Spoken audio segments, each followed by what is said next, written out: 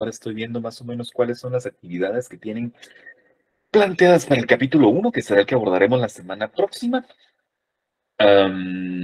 Y sí son importantes. Cuando lleguemos a la serie de lógica o cuando comencemos a hablar de lógica después del primer parcial, sí, mi consejo es que por favor tengan sus actividades del libro a mano y si pueden dar de una leída también a los contenidos del libro, estará muy bien porque sí son un buen complemento y además son una buena herramienta para que ustedes tengan a la mano fuera de lo que vemos aquí en clase. Muy bien, 7 de la tarde con 5 minutos. Está ya la mayoría acá. Para quienes acaban de ingresar, no tengo la cámara encendida por motivo de la lluvia que, al menos aquí donde estoy yo, es bastante fuerte y por ende prefiero que no me vean y que sí vean la presentación y que escuchen sobre todo lo que estoy contándoles. Por aquí tienen que estar ya viendo ustedes la presentación. Se las voy a ampliar lo más que pueda para que la puedan ver en la mejor resolución. Solo si me dan un momento voy a terminar de acomodar esto y ya acomodado entonces comenzamos con el contenido del día. Muy bien, creo que ahí ya está bastante bien ubicado. En la última clase hablamos acerca de la revolución cognitiva y si recuerdan habíamos platicado un poco de cómo el ser humano había ido formando esta especie de proceso evolutivo que lo había llevado a desarrollar algo que conocemos como cognición compleja. Habíamos hablado también de cómo otros animales también desarrollan conciencia o también desarrollan formas de comunicación, pero el lenguaje complejo que el ser humano ha desarrollado a lo largo de la historia ha sido su gran palanca, por así decirlo, para poder comprender su realidad y sobre todo para poder elucubrar una realidad en muchos sentidos inexistente que solo es producto de su imaginación. Pero la imaginación como tal, no la dejemos de lado solo porque sí o no la veamos infravalorada. Al contrario, esta capacidad imaginativa de los seres humanos nos permite, entre otras cosas, hacernos cuestionamientos importantes sobre nosotros mismos, sobre aquello que nos rodea y sobre todo nos permitió desde un principio preguntarnos a qué se debían ciertos fenómenos que podíamos percibir, mas no comprendíamos realmente.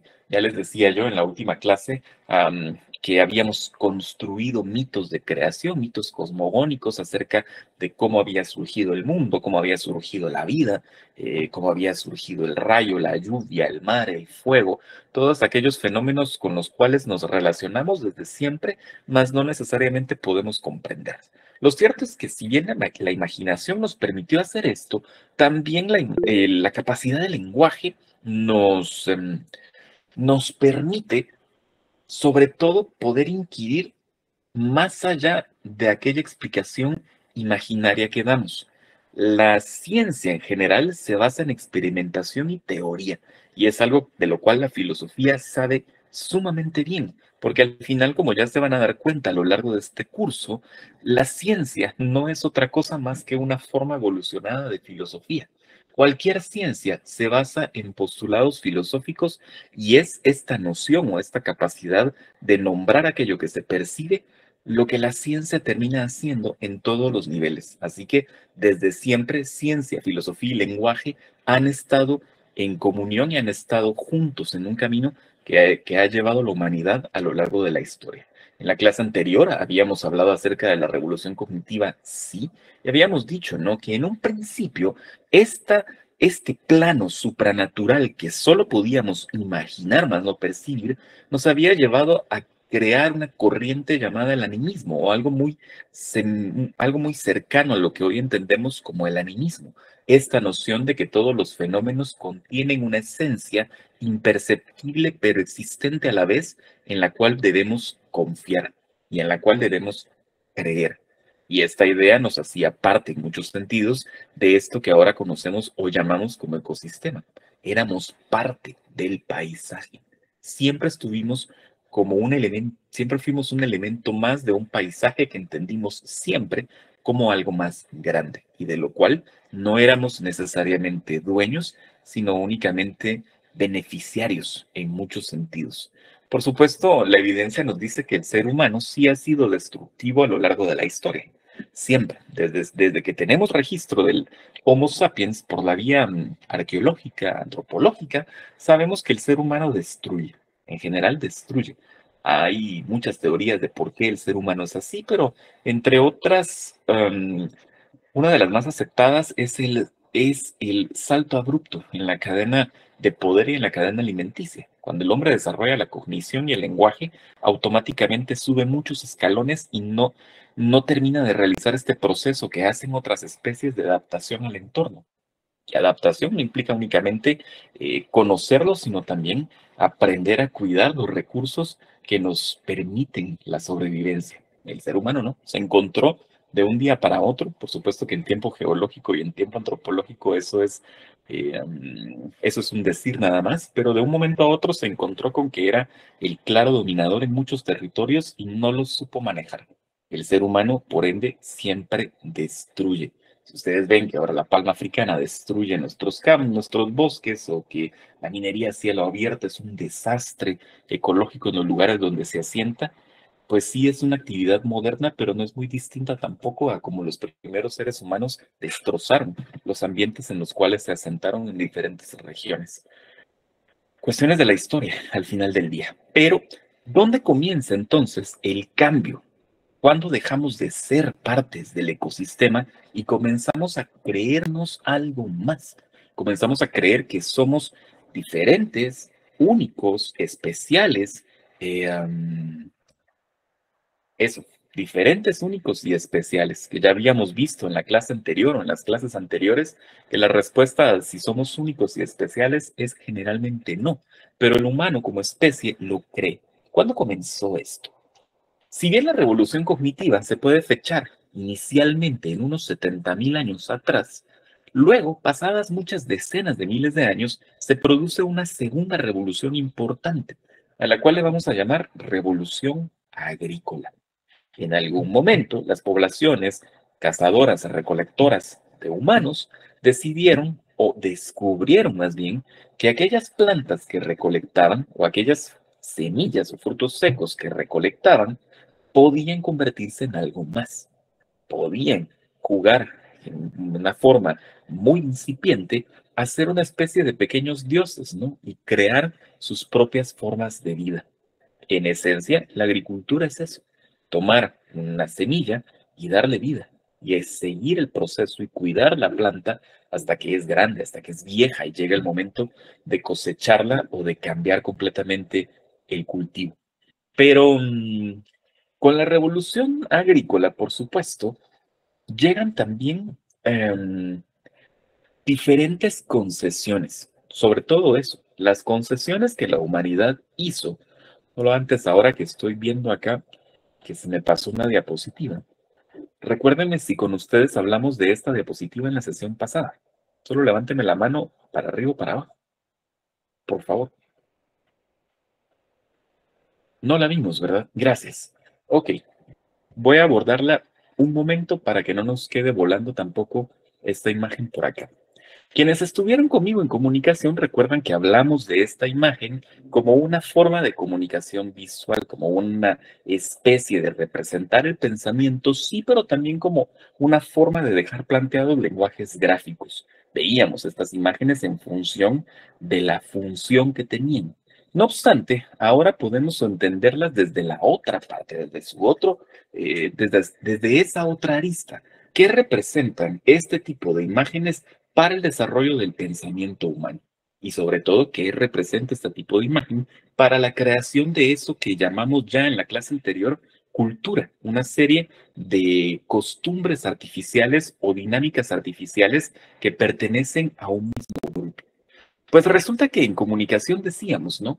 Lo más seguro o una de las teorías más difundidas es que estas imágenes tenían un fin animista, al igual que ahora hablamos del animista, como del animismo, como una forma de entender que todo fenómeno perceptible contiene una esencia. Pues una de las teorías más difundidas es que justamente lo que estas imágenes tratan de representar es justamente la esencia del animal, ¿Con qué fines? Y ahí es donde se vuelve un poco abstracta la dinámica. Algunos teóricos dicen que justamente el fin era poder capturar al animal antes de verlo, poder representar al animal en una cueva, poder hacerle algún tipo de ritual y luego salir y tener garantizada la caza del bisonte, del ciervo, del caballo, de la gas. Creo que también hay gacelas en alguna parte, obviamente no en Europa, pero sí hay diferentes tipos de animales. Les digo que esto es abstracto y nebuloso, porque en realidad estas pinturas provienen de hace tanto tiempo que es imposible realmente determinar para qué servían. Simplemente no podemos y sería sumamente soberbio de nuestra parte poder darle una lectura concreta. Además, por supuesto, esta idea de la captura simbólica del animal por medio de su esencia pintada en una pared es una idea que proviene por lo menos de principios del siglo XX, si no es que un poquito más atrás. Entonces, es una idea ya bastante descartada y subestimada. Ahora, o más bien bastante descartada sobre todo. Ahora simplemente la posición correcta es esta. Es una posibilidad, pero en realidad no tenemos idea. Lo que sí es cierto es que la ciencia nos ha ido dando algunas claves para poder comprender mejor este tipo de figuras. Uno de los principales topes con los cuales se había encontrado la ciencia de Occidente al momento de establecer el significado de estas pinturas era su temporalidad. Ustedes saben que para datar un objeto hay distintos métodos, pero principalmente hay uno que se conoce como el carbono 14. Pero el carbono 14 únicamente funciona en materiales orgánicos, porque el material orgánico contiene carbono y el carbono se puede medir. Las pinturas evidentemente no son material orgánico en gran medida, entonces no se pueden medir. Así que la ciencia occidental, volvemos a la idea del eurocentrismo del cual ya hemos hablado en varias ocasiones en este curso, tal vez no tanto, pero en el curso de comunicación sí. El eurocentrismo entonces decía, fijemos el tope de temporalidad de estas figuras en 45.000 años. ¿Y por qué? ¿Por qué 45 y no 30? ¿Por qué 45 y no 80? Pues resulta que las evidencias más antiguas de Homo sapiens en Europa estaban fijadas para 45.000 años. Entonces los científicos decían, bueno, es una pintura. No la pudo haber hecho alguien más que no fuese alguien igual a nosotros. Así que si lo más viejo encontrado de un humano en Europa son 45.000, la pintura solo puede tener 45.000, definitivamente. Resulta que ahora sabemos algo diferente. Hay un estudio, hay un tipo de estudio que se llama datación por uranio torio. El uranio torio son dos elementos diferentes, pero que reaccionan entre sí ante estímulos especiales. Y estos son capaces no de medir elementos orgánicos en una pintura, sino al contrario, ni siquiera medir la pintura, sino simplemente medir la formación de sales sobre la pintura y tras la pintura. Entonces el uranio torio nos ha permitido tener dataciones exactas de muchas pinturas que creíamos con temporalidades cerradas.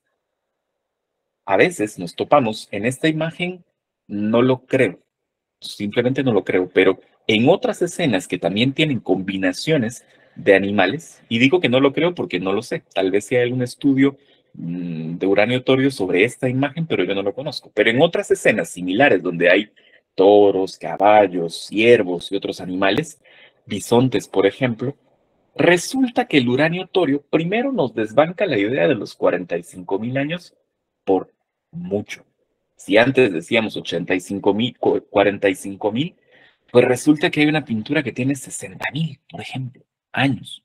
A veces ni concebimos que son 60.000 años, pero son por lo menos 15.000 años más viejas de lo que creíamos. Y humanos no había en Europa hace 60.000 años. Entonces, ¿quién las hizo? No las hicieron los extraterrestres ni nada por el estilo. Simplemente las hizo seguramente el neandertal u otra especie de homínido que desconocemos. Lo cual nos lleva a reafirmar siempre que aquello de ser especiales, pues no. Y ser únicos, menos. Y además hay otra cosa muy interesante. Normalmente pensamos en las cuevas como como vivienda, como refugios. Y por eso decimos, ¿no? El hombre de las cavernas, aquel que habitaba en las cavernas. Los registros de uranio torio, que son los que les digo que miden las sales, nos han revelado que en una misma escena como esta, el bisonte puede tener 20.000 años, pero el caballo puede tener 40.000. Y el ciervo abajo o el toro enfrente puede tener 5.000. Eso cambia completamente la visión acerca de una cueva, ya no como lugar de habitación, sino como lugar de destino y seguramente de destino ritual. Y esto nos habla de cultura, nos habla de una práctica constante, consolidada a través del tiempo y las generaciones de un mismo grupo, en ocasiones humano y seguramente en otras ocasiones, aunque todavía nos cueste reconocerlo, en rituales de grupos de humanos distintos.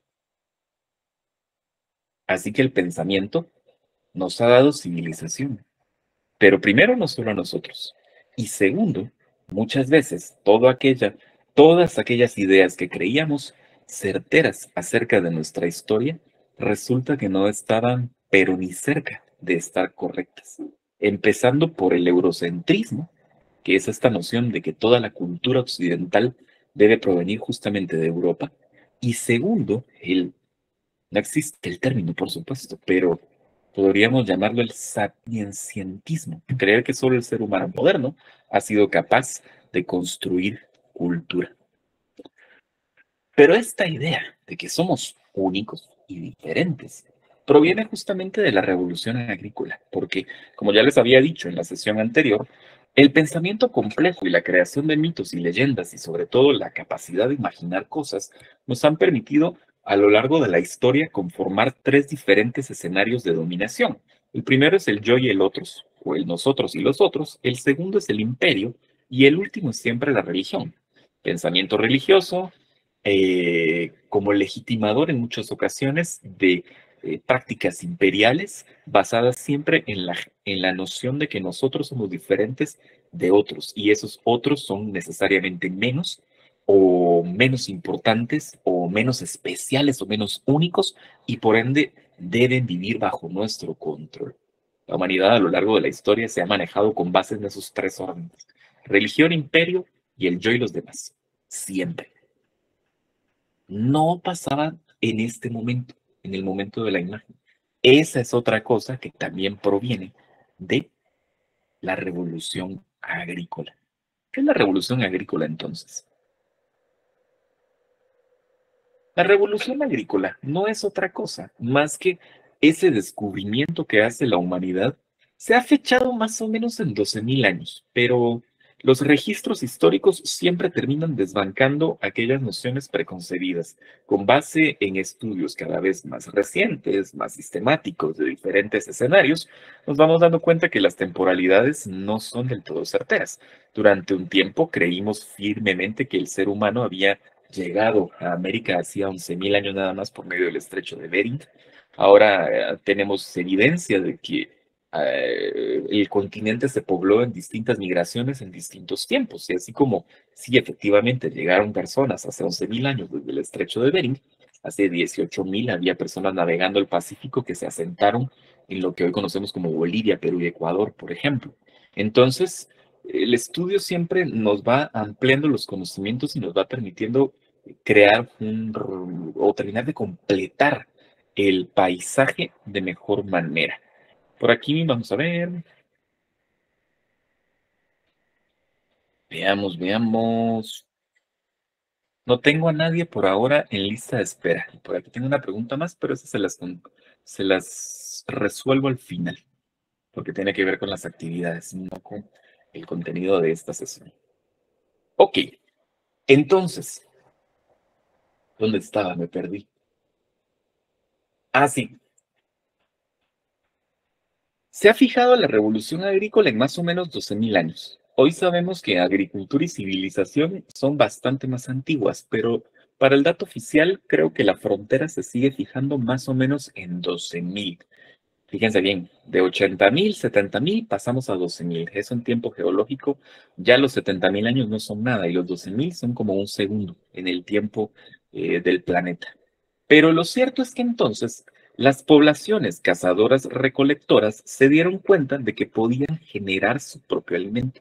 Ya no salir a recolectar aquellas bayas que estaban por ahí diseminadas en el bosque, aquellos hongos que crecían por allí, o las hierbas que iban surgiendo en diferentes espacios, y que ya no tenían necesariamente que ir y cazar un mamut, un ciervo, un bisonte para poder comer. Al contrario, podían generar sus propios alimentos, sus propias plantas, sus propios animales. ¿Cuál es la diferencia con esto respecto del cazador-recolector? Normalmente uno dice, nosotros domesticamos las plantas, ¿no? Yo domestiqué una planta porque la hice crecer a partir de una semilla. Como yo en casa que tengo una mata de lavandas y me ha costado meses que crezcan y todavía estoy con la pena de que seguramente no sé si se van a lograr o no. Pero para yo poder mantener viva esta mata de lavanda y una mata de menta que tengo en otra maceta, tengo que ponerle agua una vez cada 2 días, que no sea más de 1 litro, pero que no sea menos de más de un vaso, pero que no sea menos del vaso, porque si no se ahoga y si no se muere, o si no se seca y si le da mucho sol se seca y si no le da el sol también se seca. Cualquier cosa le pasa a una planta, en realidad. Entonces, la pregunta es, ¿quién domesticó a quién realmente? ¿Yo domestiqué la planta o la planta me ha tenido pegada a ella durante 4 meses esperando a ver si crece o no? Lo mismo le sucedió a la humanidad en su momento, porque al descubrir que podía generar su propio alimento, debió hacer diferentes concesiones y renunciar a muchas cosas para poder seguir este camino de vida. Lo primero que hizo, lo primero que hizo fue abandonar la noción de moverse con la presa.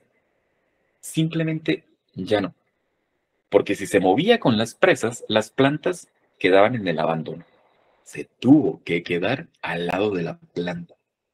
Pero eso le permitió sí controlar el ciclo de algunas plantas, como la del arroz, el maíz, el frijol. ¿Cuál es el otro gran grano básico? El trigo, por supuesto. Pero para quedarse junto con la planta, no se podía quedar a la intemperie. Entonces creó una especie de pequeño corralito en el cual todavía vivimos hoy, ¿no? Aquello que llamamos casas, cuartos pequeños donde habitamos mientras cuidamos algo. En un principio cuidábamos nuestras plantas, ahora simplemente cuidamos, no sé, nuestro trabajo, nuestra forma de vida, o que nuestras mascotas no se mueran, o que nuestras suculentas no se mueran, lo que ustedes quieran. Pero el principio sigue siendo el mismo. Vivir en un espacio pequeño, cercado, en conjunto con otras personas. Entonces, la revolución agrícola nos permitió generar alimento, pero destruyó el tipo de vida con el cual nos habíamos ya familiarizado a lo largo de los milenios anteriores. Esto terminó con la humanidad nómada. Y en contraparte a la humanidad nómada que vivía su muerte en ese momento, llegó el concepto, primero el de casa, como ya les digo. Pero una casa no está sola. Por lo general las casas están en grupos. Entonces, con la revolución agrícola, no solo se creó el concepto de casa, sino también se creó el concepto de ciudad. Y las ciudades no se gestionan solas. Y no todas las personas pueden estar dedicadas a cuidar las plantas. Tiene que haber alguien más que cree instrumentos, alguien más que proteja la ciudad, alguien más que comercie lo que creamos con otras ciudades. Y eso trajo consigo también entonces la jerarquía y las profesiones. La revolución agrícola formó el mundo en el que vivimos hoy. Ciudades jerarquizadas con muchas profesiones. Si pudiéramos volver en el tiempo, unos 10.000 años, a la antigua Sumeria, veríamos que sus ciudades son muy similares en dinámicas a las nuestras. Gente que vive generalmente hacinada en espacios pequeños, con grandes cantidades de pobreza, también con grandes cantidades de personas muy ricas, diversidad de comidas, qué sé yo, diversidad migratoria también seguramente, y principalmente la jerarquía. Alguien tenía, alguien tenía que regular los designios de la ciudad. Pero entonces,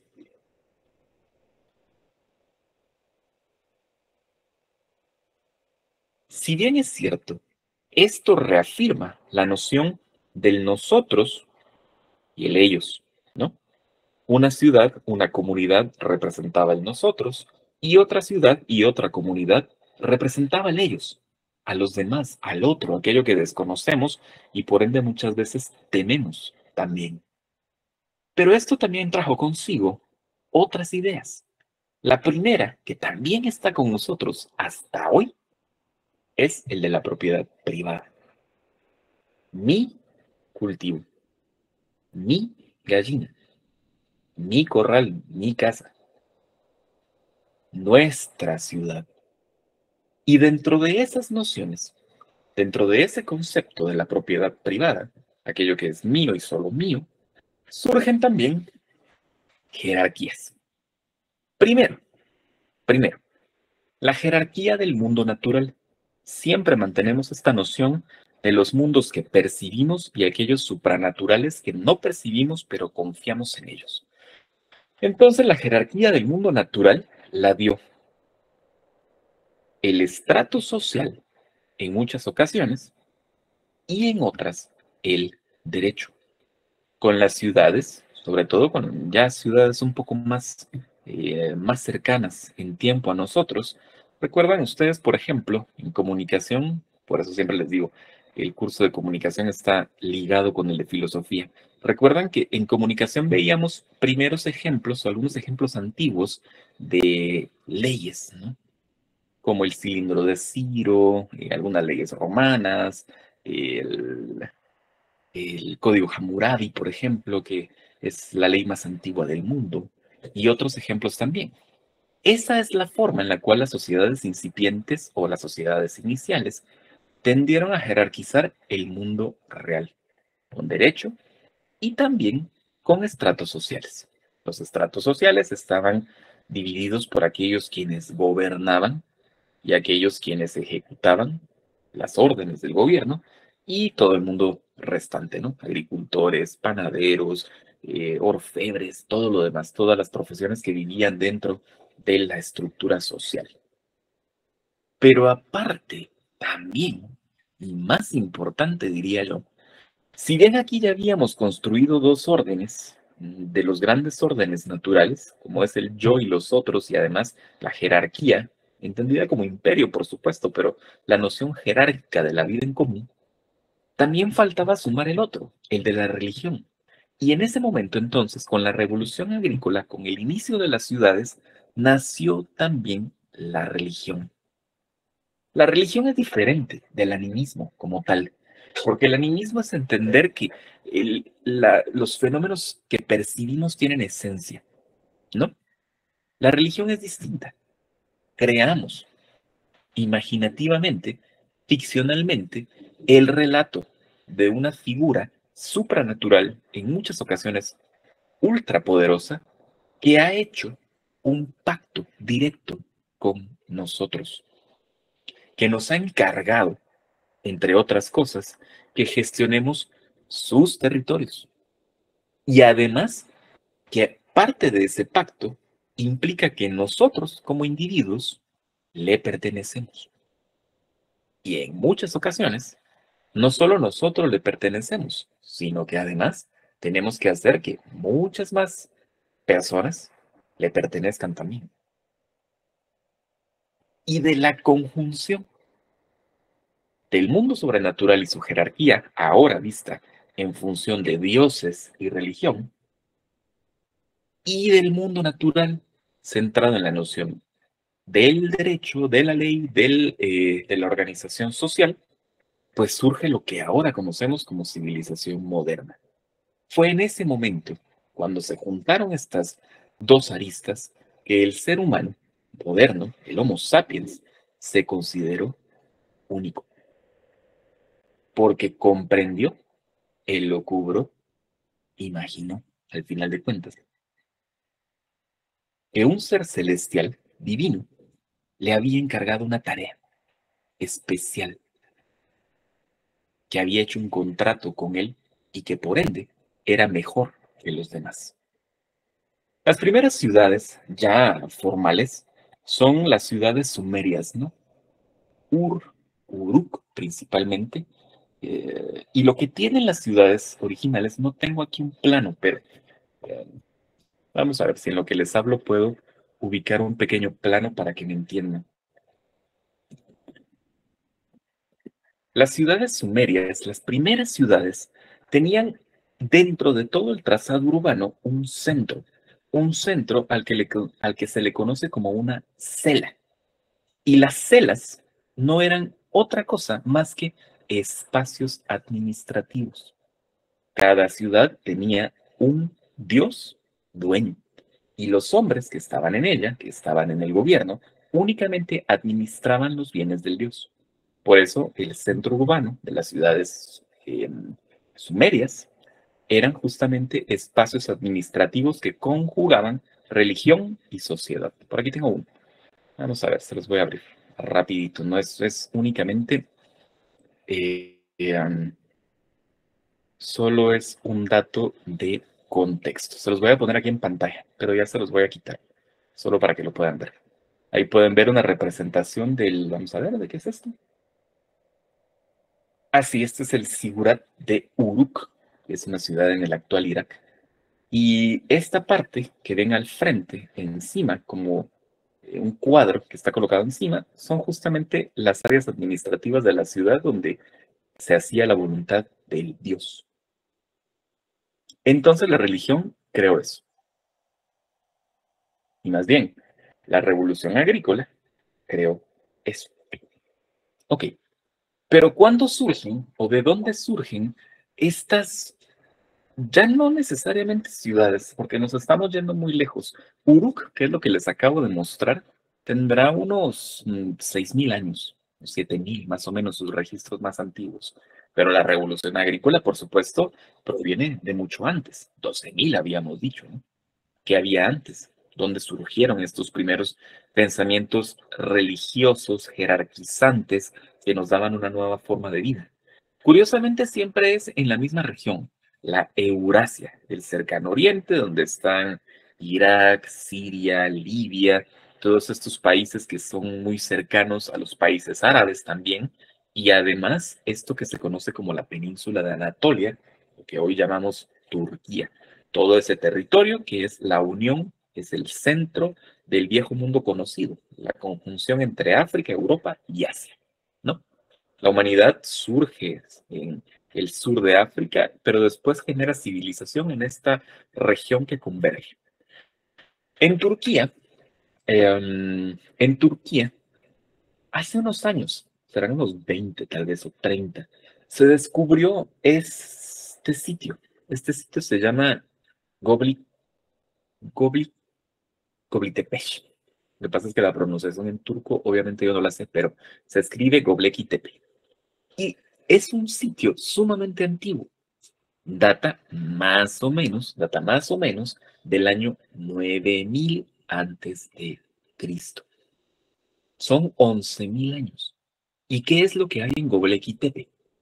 Lo que hay en Göbekli Tepe es un templo, así como lo ven ustedes en esta imagen. Grandes rocas con figuras animales sobrenaturales talladas.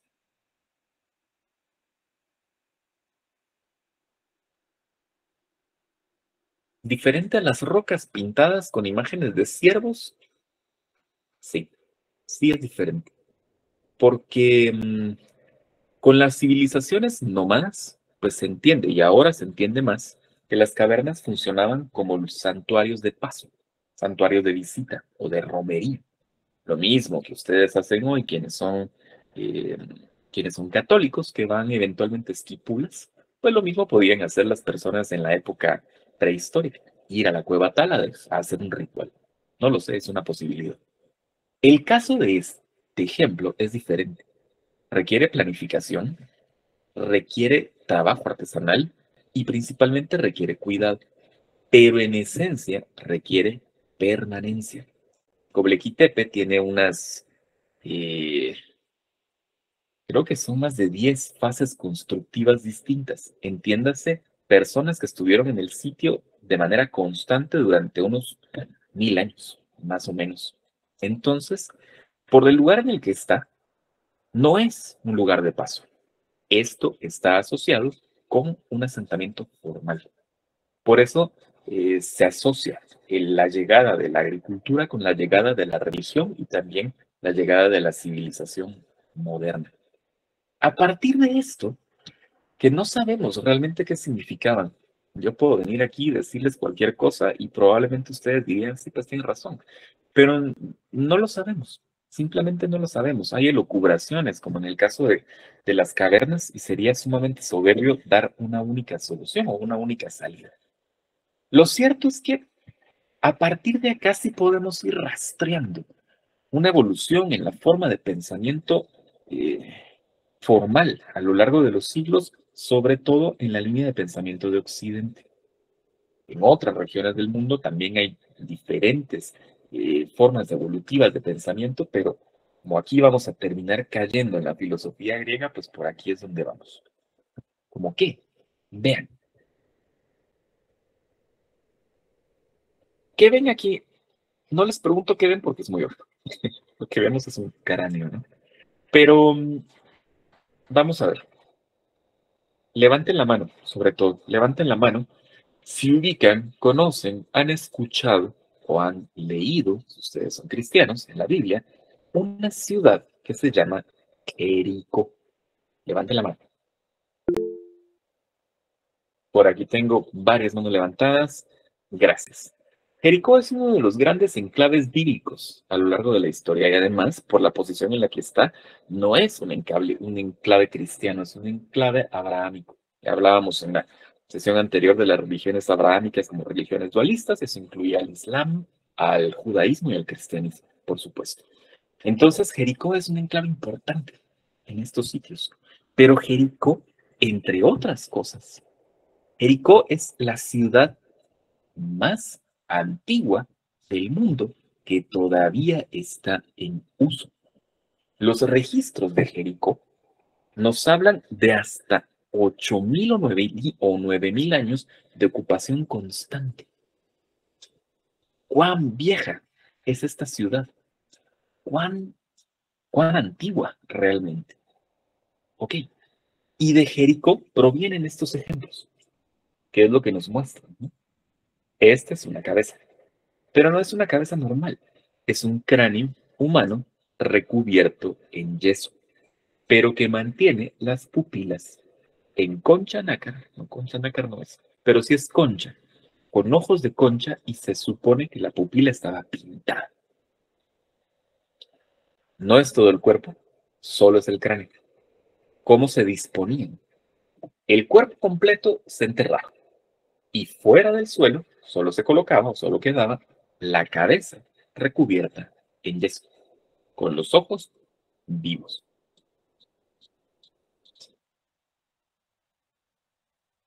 De este ejemplo sumamente antiguo, porque además esta cabeza proviene de los primeros registros de ocupación en Jericó, podemos comprender que además de la religión, ya desde un principio la civilización introduce otra forma u otra arista del pensamiento complejo que la va a definir a lo largo de los siglos, y es la visión acerca de la vida, de la muerte y de la vida después de la muerte.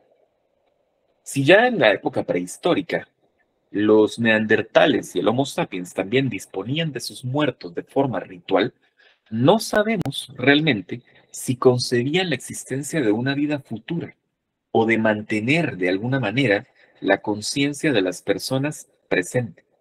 Pero desde muy temprano, en el proceso de revolución agrícola, civilización y urbanización de la sociedad, sí aparece representado este concepto, asociado justamente con el auge y crecimiento de los distintos pensamientos religiosos. ¿Por qué las religiones dualistas son lo que son?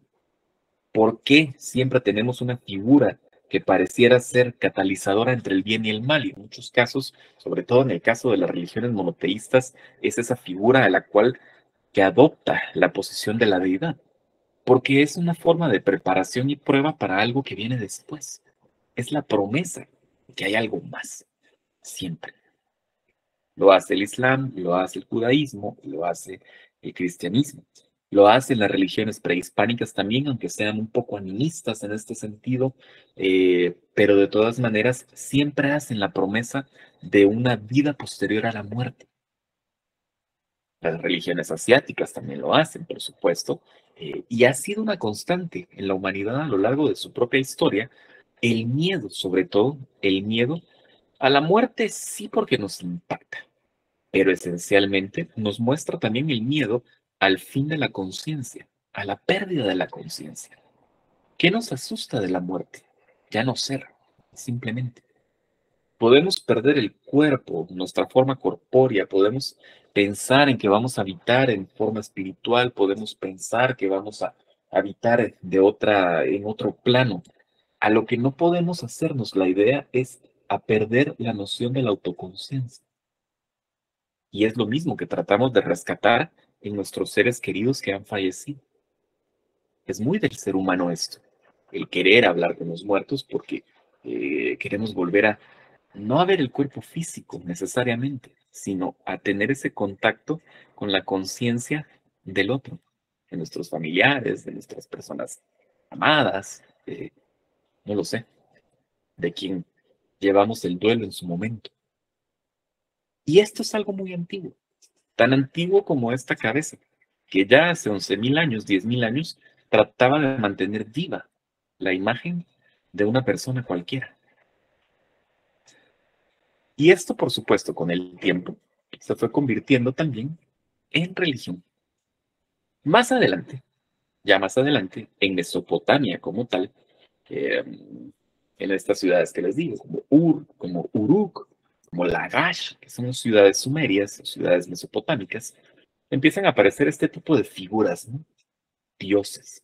Ya la deidad tiene una forma.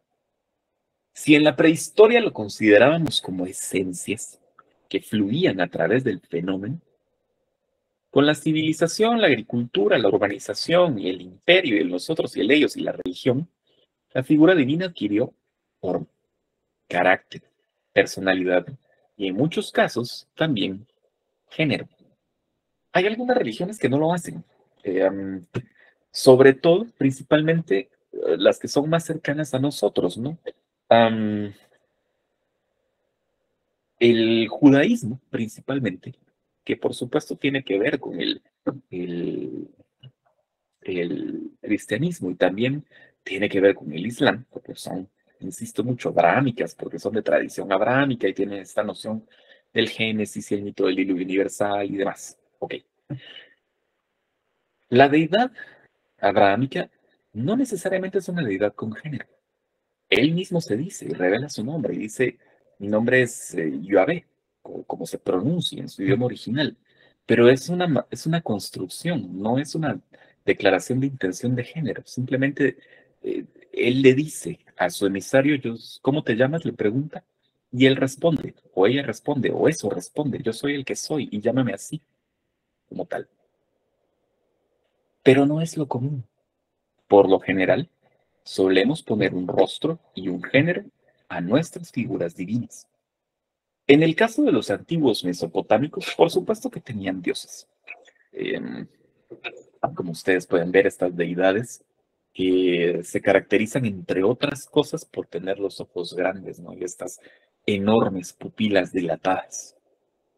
En el caso de las culturas hindúes o indias, es un gran panteón con muchas figuras sumamente sobrenaturales. En este caso todavía tienen formas muy naturales, muy antropomorfas. En otras religiones las deidades son completamente diferentes. Y en otros casos, como en religiones bastante más cercanas al animismo como tal, las deidades terminan adquiriendo, terminan relacionándose todavía con fenómenos naturales y terminan adquiriendo la personalización o la antropomorfización de su propia imagen, como en el caso de las religiones prehispánicas. Tenemos al Dios, pero digo muy entre comillas, dicho muy entre comillas, al Dios del maíz, que es una representación del canon maya, por supuesto, es una persona joven, sumamente guapa, que representa todo aquello que los hombres de la cultura maya deberían ser. Pero aparte hay un dios de la muerte, que es un esqueleto con que representa seguramente la hambruna, porque tiene el, el estómago hinchado, como cuando un niño tiene desnutrición aguda, y hay un dios del trueno, un dios de la lluvia. Entonces va cambiando. Pero en muchas ocasiones terminamos poniéndole rostro, género, forma a nuestras deidades.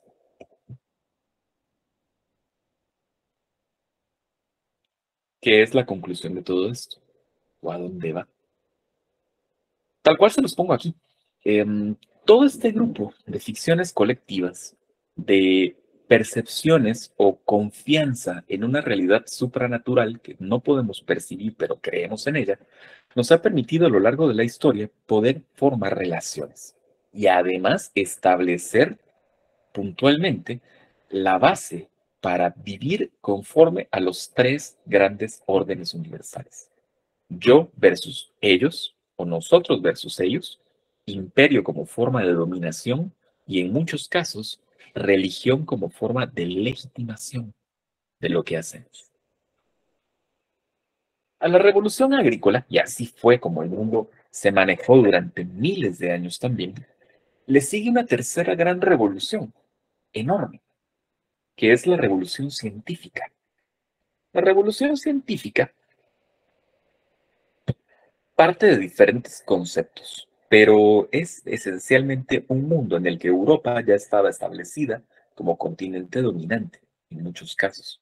La civilización china, por ejemplo, es antiquísima y ha tenido un dominio enorme sobre Asia, pero nunca pudo realmente dominar otras regiones hasta ahora. No sabemos. China es, bueno, China es China y seguramente terminará convirtiéndose en la primera economía mundial dentro de muy poco y probablemente terminará convirtiéndose en la gran potencia mundial dentro de poco, unas cuantas décadas, si no es que menos. Entonces, dentro de su historia, pues eso está bien porque es parte del plan. Por supuesto, nosotros lo vemos como el país, como China, como el país China, ellos entienden como la cultura china que tiene 7.000 u 8.000 años de existir. Entonces, para ellos es parte del plan, sean ellos o sean otros, pero es la cultura la que prevalece. 500 años atrás, Europa estaba en esa posición, en la posición de ser lo suficientemente ricos, poderosos y dominantes como para poder hacer cosas diferentes, ¿no? Entonces, la acumulación de riqueza, principalmente por el creciente imperio británico y además el incipiente imperio español, permitió sobre todo la exploración y la ciencia.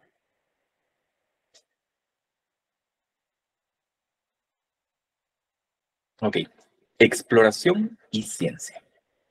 ¿A qué se refieren ambas cosas? Esto parte, solo quiero ver si no se los dejé por acá en la siguiente. Sí, aquí está. Exploración y ciencia, y lo vamos a dejar ahí. Solo vamos a agregar que esto permitió, esta idea de explorar de forma científica, permitió que se visitaran todos los confines del mundo, que se crearan empresas, eh, empresas entendidas como aventuras, ¿no? Como viajes institucionales para explorar el mundo, aquello que no se conocía o se conocía poco. Incluso hay en ocasiones grandes ejemplos como la Compañía Holandesa de las Indias Orientales, que no era un estado, era una compañía, una empresa privada, con capital privado, pero funcionaba como un país. Tenía grandes territorios comprados con sus oficinas, tenía una armada propia, tenía su población que trabajaba con ellos y vivía para ellos, y ellos fueron los grandes descubridores y colonizadores, desgraciadamente, de buena parte de Asia. Y era un capital, no era un país ni una corona, era una empresa como tal. Y esto también acabó con la idea del mundo autónomo. ¿Qué es el mundo autónomo? El mundo autónomo es una porción enorme de tierra que no tiene contacto con ninguna otra. La última gran frontera era eh, Australia, pero justo en este momento, un poco después, también terminó cayendo a manos del Imperio Británico, principalmente. Entonces terminó el mundo autónomo. Ya no tuvimos regiones que no se conocieran entre sí. solo la Antártida, pero la Antártida no está habitada como tal. Entonces, no se considera necesariamente un mundo autónomo, pero en general, los grandes capitales terminaron con esta noción. Solo vamos a silenciar a uno de sus compañeros, por favor, para que no moleste. Ok, pero ¿cómo es que esto surgió al final del día? Primero, y este es el gran paso, este es el gran paso de la revolución científica y es lo que forjó el mundo en el cual vivimos hoy. En ese momento, hace unos 500 o 600 años, el hombre dijo, ¿saben qué? La ignorancia no es mala, la ignorancia es buena. ¿Por qué? Porque antes, durante la Edad Media, todo aquello que no sabía era obra de Dios y lo dejaba a los misterios de la religión. Pero si yo acepto que no sé, eso significa, más allá de que exista un Dios que todo lo sabe y que contiene estos secretos, eso significa que hay algo que yo puedo aprender. Y eso trajo consigo el fenómeno del mapa vacío.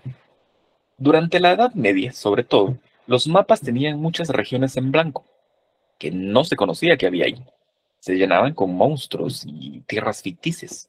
A partir del Renacimiento, sobre todo, la idea del mapa vacío cuajó mucho. Si aquí hay un espacio en blanco, no es porque haya un monstruo, es porque no he llegado. Vamos y veamos qué hay. Y esto porque es importante. Cambió completamente nuestra vida. No el mapa vacío como tal, pero sí algunos cambios pequeños. Por ejemplo, en el Renacimiento, en una ciudad italiana, se coloca el primer reloj público. Por primera vez en la historia, las personas podían saber qué hora era y podían entonces ajustar su ciclo de vida a la hora, en función de la hora, pensar en futuro en función de la hora, un cambio no. También en ese momento, más o menos en Italia, por cierto, también, se crea el primer banco como tal. Banco tal cual lo conocemos hoy. Un lugar donde la gente puede depositar su dinero y mantenerlo guardado. También fue un cambio enorme en la forma en la cual vivíamos. Y entonces, todo esto combinado con la ignorancia como premisa y la noción del no saber, pero el no saber como un reto para poder descubrir aquello que se nos oculta, generó esto que entendemos como revolución científica. Los grandes avances de la ciencia provienen de esa época, principalmente aquellos que tienen que ver con la medicina, sí, pero también con la exploración del espacio, con la exploración del territorio, con la ciencia. Ciencia que en ese momento no se llamaba ciencia, se llamaba filosofía. Hume no era un científico. Hume o John Locke no era un científico. Aquel John Locke que decía que las personas africanas, nos decía Chimamanda, tenían la cabeza en el pecho o los ojos en el pecho.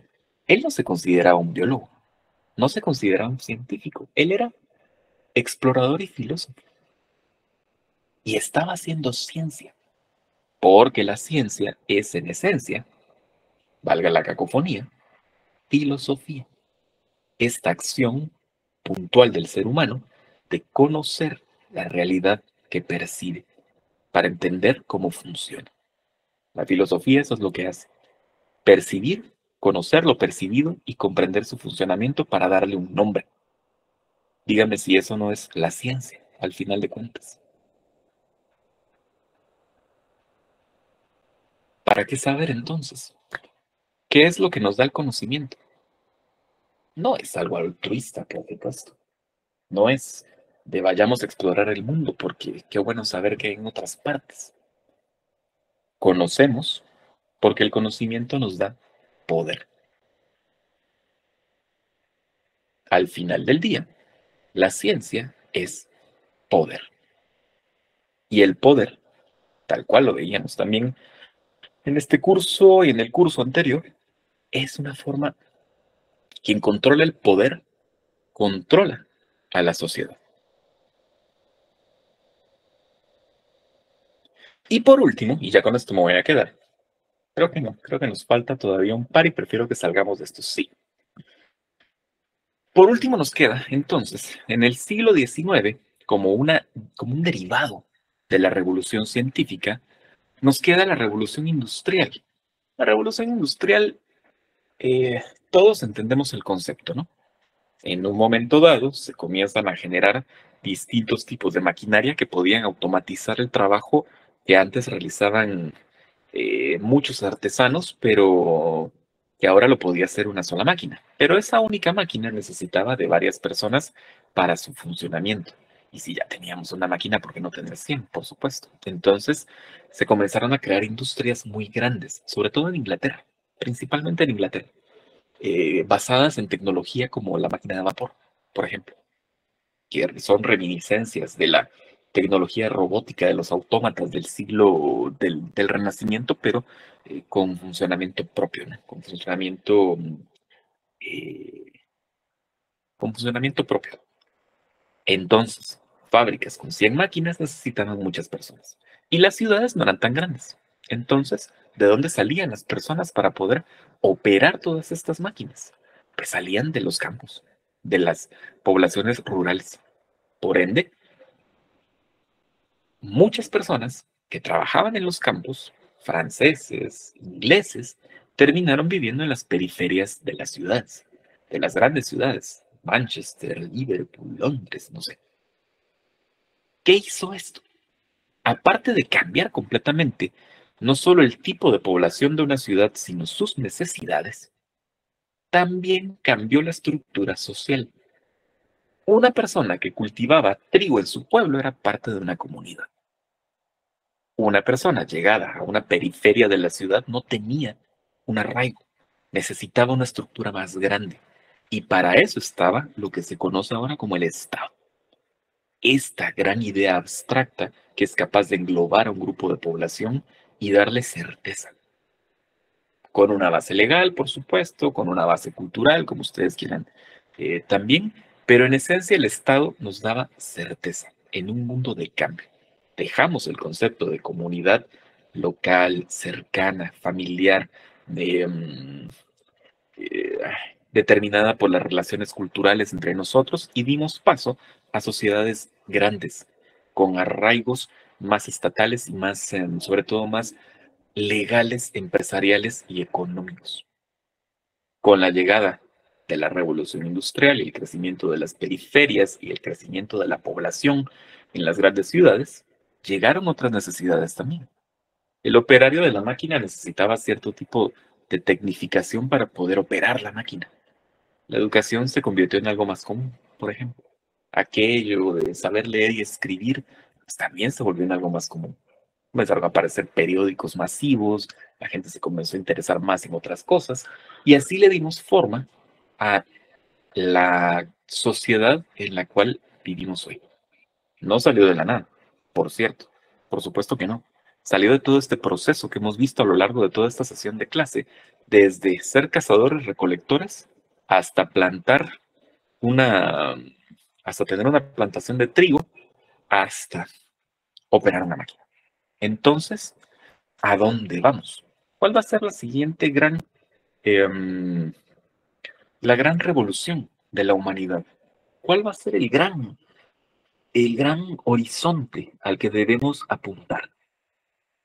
Se los pongo acá. Durante siglos, se los voy a leer.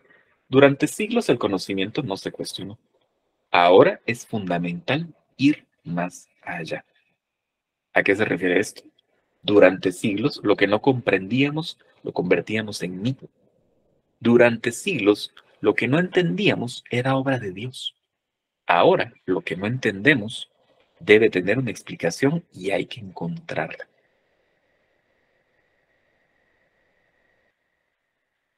Entonces, ¿a dónde va el pensamiento? ¿A dónde va la cognición humana? La cognición humana, entendida como un ente abstracto, colectivo, como un fenómeno, sabe perfectamente que su gran obstáculo es justamente lo que hablábamos hace un tiempo, hace unos minutos. Hace 11.000 años se dieron cuenta que el fin de la conciencia era el fin de todo y empezaron a creer en que había algo más después y trataron de mantenerlo vivo sí o sí. Esa preocupación ha estado con nosotros durante todos estos milenios.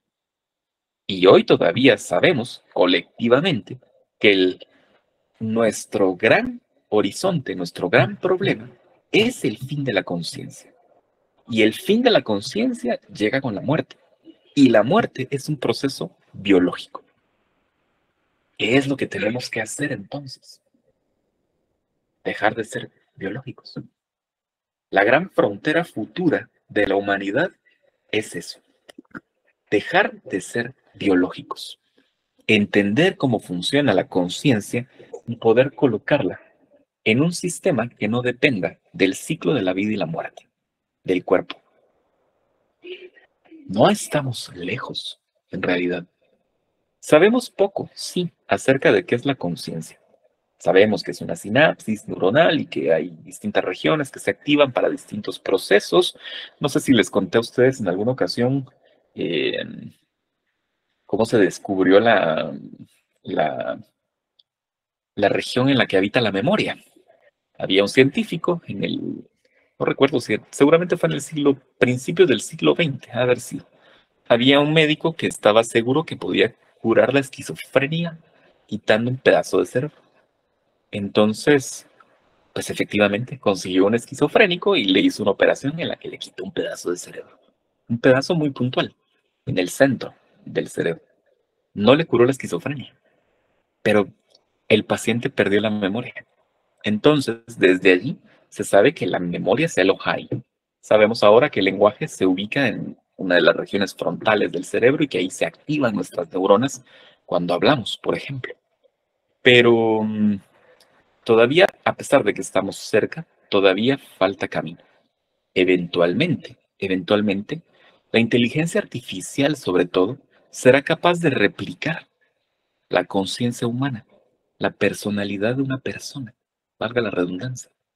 La personalidad de alguien, su carácter, su forma de ser, sus frases hechas, sus chistes, sus miedos, todo. Y entonces podremos habitar en algo más. Pero ya no seremos humanos. A eso es a lo que llamamos transhumanidad. Y es el destino al cual nos encaminamos.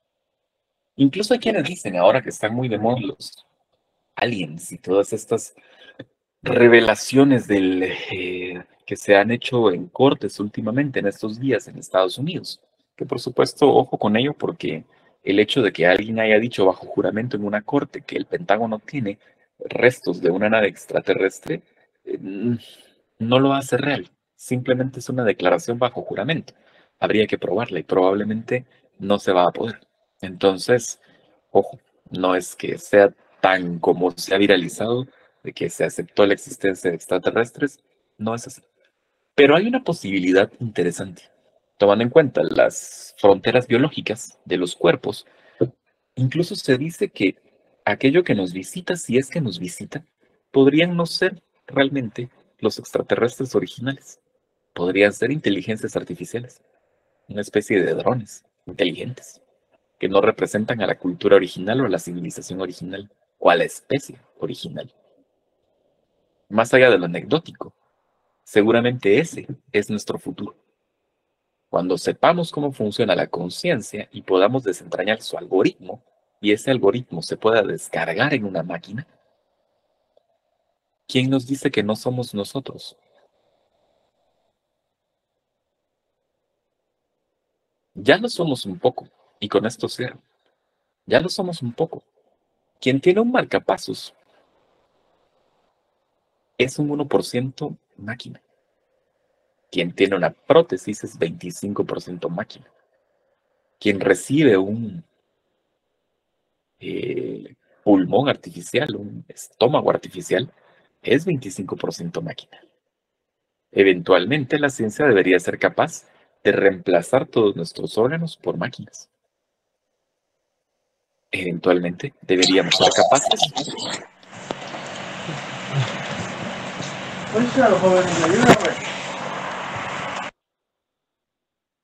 de ya no ser cuerpos biológicos, solo un programa.